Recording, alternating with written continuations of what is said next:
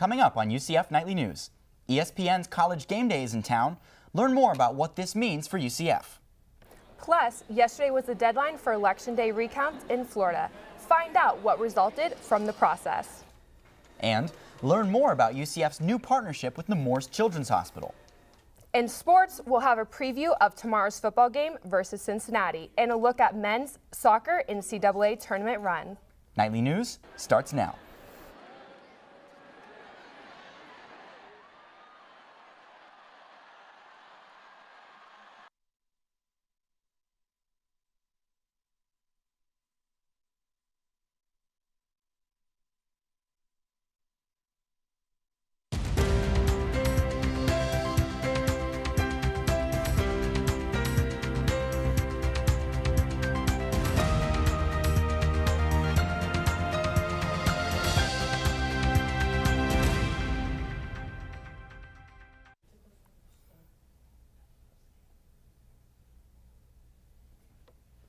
Good afternoon, and thank you for joining us. I'm Alex Storer.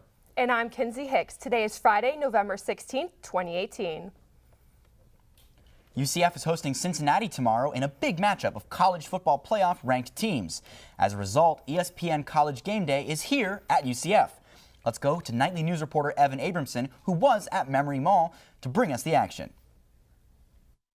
Yeah, Alex and Kenzie, simply put, it's been a year of first for UCF football, and now with ESPN College Game Day here for Cincinnati versus UCF, fans can't get enough of the opportunity to show ESPN College Game Day and the nation what UCF football is really all about. I'd say it's overdue by probably about 9 or 10 games. I mean, as of last season being undefeated and not getting the respect in the playoff rankings, I mean, I'd say it's about time they finally decided to show up. And show up they did. Yesterday, Game Day pulled up to a group of energetic UCF fans going absolutely crazy. A little nugget, a little nitro, and a whole lot of cheering. Oh, it means so much to us. This is the UCF DPT group. We're so excited for Game Day to be here. We've been waiting for 22 games now for Game Day to recognize us and show up to our campus, and we're just going to show them they've been missing out for a long time. The UCF football team is 9-0 and is number 11 in the most recent CFB playoff rankings. Cincinnati is number 24 in those rankings, so ESPN finally caved to the idea of hosting Game Day in Orlando. I can tell you something, when I was transferred over here to UCF, I never thought I'd have the chance to ever be on Game Day. It was a dream of mine ever since I was like 8 years old. It's insane that it's here and such a great opportunity. I love that the team's doing great, obviously. Got to get another dub on Saturday. Now, while College Game Day starts at 9 a.m. on Saturday, the pit behind the stage will open at 6:30 a.m. But if you want to get a good spot, show off your school spirit and your creative signs, you better get there way earlier in the morning. I'm Evan Abramson from Nightly News. Now back to you, Alex and Kenzie at the news desk. Thanks, Evan. The game is set for 8 p.m. on ABC, a primetime slot on TV. Evan, along with Nightly News reporters Nathaniel Rivas and Zach Winicky, will be out at Spectrum Stadium tomorrow night with all the coverage. Make sure to stick around for the sports segment later in the show as Jessica Herman brings us the game preview. The first phase of election recounts in Florida ended yesterday. One of the 3 races appears to be over, but 2 are moving on to the next step of the process. Nightly News reporter Alex Storer took a look at the process and how things are going in Orange County in comparison to the controversy in South Florida. Orange County elections officials were hard at work this week, recounting 480,000 ballots cast locally this election. This recount was triggered automatically under Florida law because 3 races appeared to be decided by less than 0.5% of the vote. Here in Orange County, the supervisor of elections says his operation is going off without a hitch. It's been rather smooth, but it's time consuming, and because we're a now society, everybody wants the results now, but it's methodical. The initial count from Election Day will stand in Palm Beach County, where local officials missed the machine recount deadline yesterday due to outdated technology. The software and the machine can only process 1 recount at a time. Every other tabulating machine in the state apparently can do all 3 at once, but hers cannot. And they're old, and she said they're older. They're 10 or 12 years old. Although Orange County's process is moving smoothly, one lawyer who works for the supervisor of elections thinks the 12 days allotted for the process isn't enough. On something like this, a triple statewide recount, It's simply too much of a challenge to be done without causing employees to be strained at facilities that can handle it and other facilities to not be able to handle it at all. Florida Secretary of State Ken Detzner ordered manual recounts yesterday of over and undervotes where the voters selected no candidates or too many in the Senate and Commissioner of Agriculture races. That step of the process is to be completed by Sunday. In Orlando, Alex Storer, UCF Nightly News. Broward County also missed yesterday's machine recount deadline by 2 minutes. Although vote totals shifted in each race, it hasn't been enough to change the winners. Local officials think the manual recount is also unlikely to flip results. While the state is busy counting ballots, UCF officials are counting dollars. The law firm conducting the investigation into UCF misspending nearly $50 million plans to deliver a final report before the Board of Governors meeting in January. As a part of the ongoing investigation, the law firm continues to review emails, reports, financial records, and other relevant documents. They've collected the entire contents of the email accounts of certain employees and are running targeted searches on those accounts. The team is also actively interviewing both current and former UCF employees. Yesterday, they conducted over 30 interviews, and they'll be on campus again this week conducting more. UCF is now considered a permanent research university. According to UCF records, the retention rate reached 90% this semester. The Florida Board of Governors requires at least a 90% retention rate when determining preeminence standing. Last year, UCF was at 89.6%. So student development and enrollment services officials implemented Operation 90% to make sure UCF reached 90%. The higher retention of first-year students will boost UCF's future graduation rates. UCF and Nemours Children's Hospital are partnering up for a first-ever program. They'll be giving schooling to chronically ill children while they're in the hospital. Nightly News reporter Jessica Herman tells us more about this teaching program. A marine biologist. That's what Ella Green, a 9-year-old suffering from Ewing sarcoma, wants to be when she grows up. With the creation of PEDS Academy, that goal for Ella isn't so far away. The program uses virtual reality and robots to teach students science, technology, engineering, and math. It was designed specifically for children with chronic and critical illness in the hospital. Megan Nichols, creator and faculty director of PEDS Academy, says this was just a dream 7 years ago, and it's exciting to see what it's become. First time that we put her in the VR, I wish that I had a full tape of that. It's like screaming. Robert Green, Ella's dad, says this program is important because sick children miss school from days to weeks. It means a lot. My daughter sometimes, she's in the hospital for up to 6 days at a time. It helps her continue her education. Green says not only does it help her education, it allows her to be a normal child for a little. Gets her out of the hospital room for a few minutes or an hour, 2 hours. Each year, 8 out of 100 children are hospitalized in the United States. PEDS Academy teaches up to 60 children a day at Nemours. Patients can join the program the day they are admitted. Teaching is for children up to 12th grade and is also available for siblings of the patients. PEDS Academy is a blessing for all the children and even the parents and families that have children in the hospital. In Orlando, Jessica Herman, UCF Nightly News. The program is funded through grants and private donations. UCF and Nemours have high hopes this partnership will continue to change lives. In recognition of National Hunger and Homelessness Awareness Week, UCF groups are highlighting support services for the less fortunate. UCF hosted a community services showcase Thursday. Attendees were treated to cooking demos, free groceries, and fresh produce. They also learned how to donate to those in need in the UCF community. UCF Arboretum volunteer Jeff Garrido stresses the importance of healthy living and eating. He wants students to be aware of on-campus services. Resource here on campus is the Nights and Nights Pantry. So it's where we usually donate all of this produce we grow. And we grow a lot of it. We grow pounds and pounds of it. And we harvest it every day. And we donate most of all of that to the Nights and Nights Pantry. So even if students are less fortunate, they don't have a lot of money to spend on food, they can still eat healthy. Students can visit the Knights Helping Knights Pantry at Farrell Commons, as well as utilize campus resources such as the Arboretum and Fresh U Kitchen. We're finally experiencing some cooler weather, and it only took until the middle of November. Right? I can finally pull out my sweaters. Nathaniel, how's the weather looking outside today? That's right, it's definitely sweater weather right now. Really pull out that sweater and enjoy this cool weather. Take a look at our current conditions right now. It is 56 degrees outside, about 62% humidity, a little bit of a breeze out there, about 7 miles an hour coming in from the north with no chance of rain today. So really soak in that cool weather, a lot of sun, not a lot of clouds if you're getting there early for college game day, whether you're going on some tents.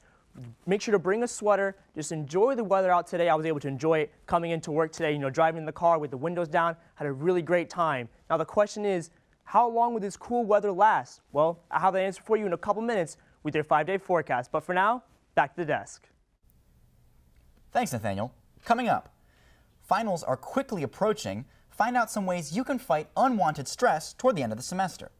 Plus, we are currently in the middle of Veterans Month. Learn about a unique form of therapy geared towards vets. We'll be right back.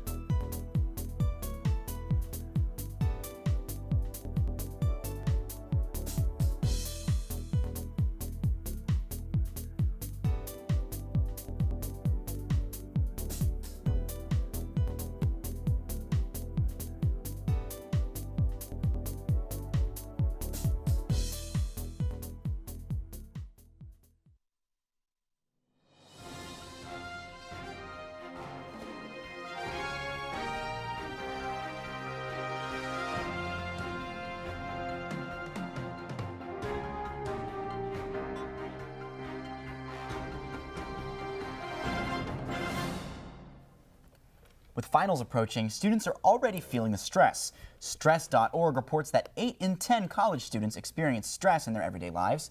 The Journal of Neurology released a new study on how stress can cause memory loss and even brain shrinkage. Higher stress means higher levels of the hormone cortisol in your blood. The hormone can shut down several bodily functions and make you focus on your stressors. UCF student Jonathan Trufant says he faces a lot of stress due to his disabilities, but that he has coping mechanisms he can turn to. I have a really great support system of friends that help me deal with things as they happen, as they occur. So even when I'm like pulling hair out, I know I have a good support system to help me out with what I'm dealing with. Trufant has been going to counseling and psychological services on campus for the past year and recommends their services to anyone dealing with stress. A nonprofit in Central Florida is providing a unique form of therapy. This therapy is catered towards Central Florida veterans. Nightly News reporter Ramaya Thicklin tells us just what this group is doing to help. That's it. There you go. Good job. Army veteran John Mealy is getting acquainted with Gravity, a therapy horse at Freedom Ride Orlando. This nonprofit company offers an equine therapy riding program for adults and children with disabilities. Equine therapy simply means therapy involving horses. This organization also works with veterans to help them with stress and PTSD.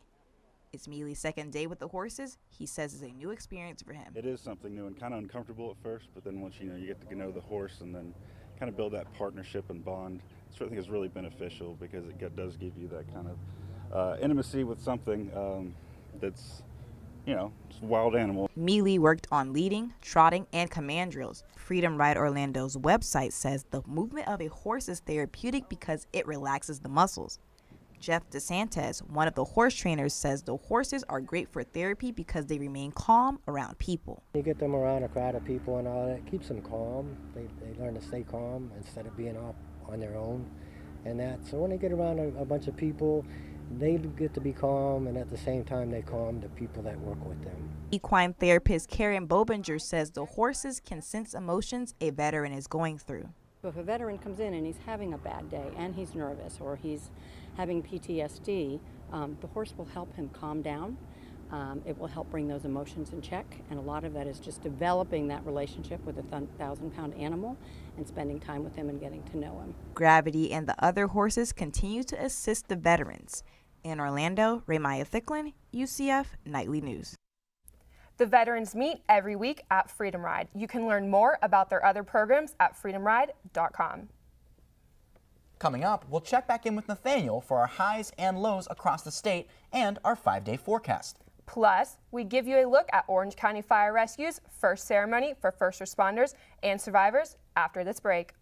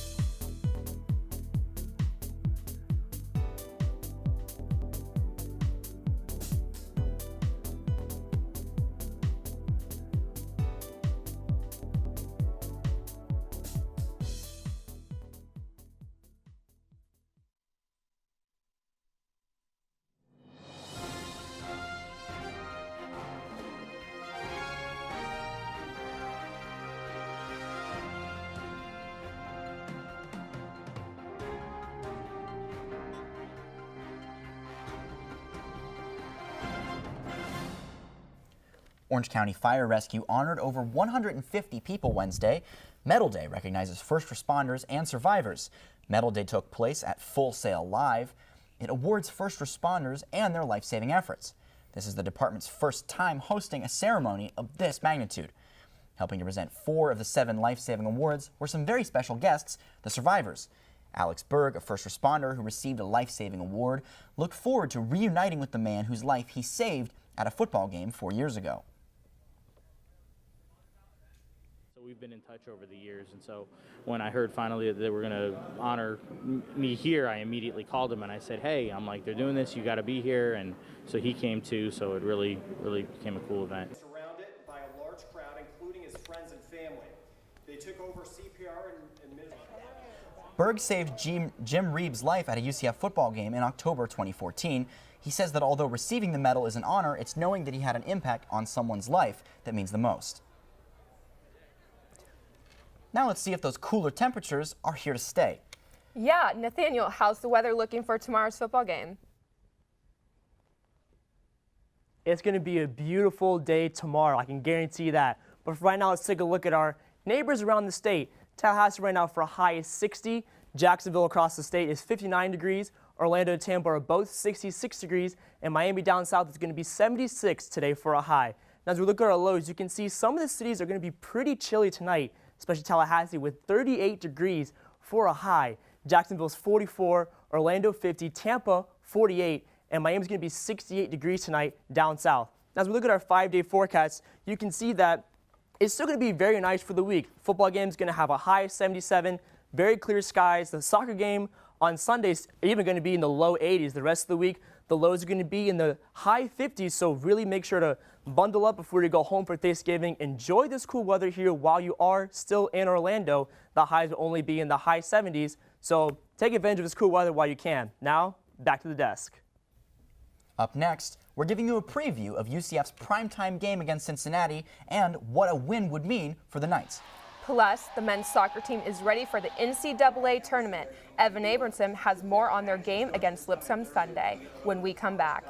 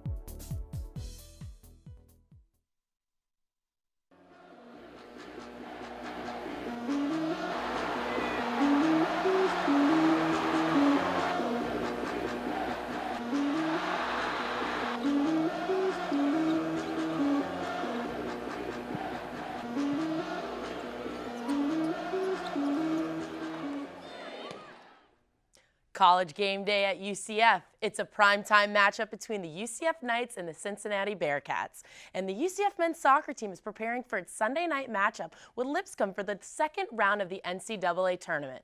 Thanks for sticking around, everybody. I'm Jessica Herman, and here's what's going on in the UCF sports news. With a primetime kickoff in a sold-out stadium, the number 11 Knights host the number 24 Cincinnati Bearcats. This is the last regular season home game. A Knights win will clinch the East Division and a spot in the American Athletic Conference Championship. Although the Knights are averaging about 44 points per game, the Bearcats are only allowing an average of 15 points per game. At stake is a 22-game unbeaten streak, the nation's longest active streak. However, sophomore running back Greg McCrae says he and the team take it all one game at a time. It's our motto, want to know. You know, we were focused on this week at hand right now. You know, we're not looking towards the future. We're looking at what we have at our hand right now. So, you know, that's the mentality we come in with every day, that we're going to prepare for the day that we have and for the week that we have, for the team we have. Last week, UCF rushed for 297 total yards versus Navy.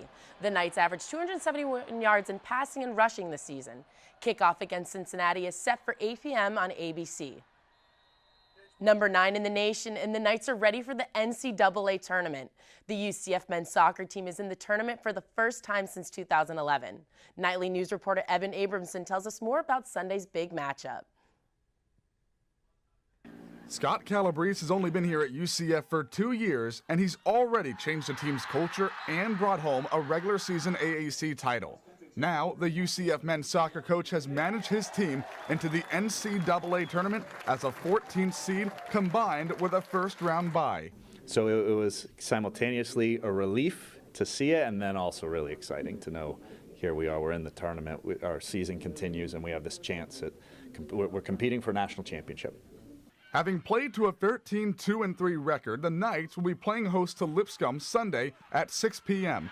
Lipscomb took down the number 25 Washington Huskies last night in a 5-4 shootout after playing a scoreless game all the way through. We're really just going to worry about ourselves, and then when we find out our opponent, we'll look a little more into them, but it's more about what we can do. What can you guys do? Just play our game, play good soccer, and then hopefully get a good result. Now the Knights will get back midfielder Yoni Sorokin, who missed the AAC Finals versus SMU because of a red card from his previous game. Coach Calabrese says forward Hadabu Berry should be back after missing the last match with some tightness in his hamstring. But sophomore midfielder Louis Perez, who has been unbelievable this year with UCF, probably won't be playing. It's still not set in stone because there's MRIs to do, and you know, there's just preliminary talk about it, so I don't want to speculate when we don't have full facts, but it's not looking like he will be back for that match. The game will kick off Sunday night at 6 p.m. Tickets are available online, or you can watch the game on UCFKnights.tv. In Orlando, Evan Abramson, UCF Nightly News. Star striker Cal Jennings will be an important part of Sunday's match. Calabrese will rely on Jennings' fast break scores as well as a good defense by the UCF backline and goalkeeper Yannick Edel. And that's all the time we have for today for UCF Sports. Back to Alex and Kinsey at the desk. Thanks, Jessica. That's all our time for right now. Thank you for joining us. Remember, you can always keep up with us during the week on our Twitter at UCF Nightly News. And if you've got a story idea you want us to know about, send it our way. You can reach us at nightlynewsucf@gmail.com.